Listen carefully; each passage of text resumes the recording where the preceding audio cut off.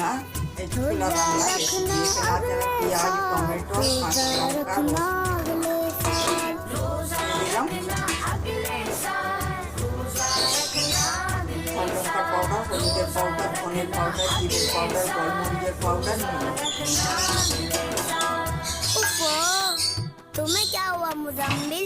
तुम क्यों उदास बैठे हो? क्या बताऊं यार, मेरी मामा तो आज के इफ्तारिर জন্য ছোলাটা হাতে মেখে আমি क्यों भाई क्यों রান্না করব। वो क्या कहती हैं? হ্যাঁ সামান্য উপকরণ দিয়ে मेरी मामा कहती हैं রেসিপিটা বানাবো। जिन्हें बड़ा और छोटे मान जाओ ना मेरे बेटे তত শরীর ঠিক থাকবে।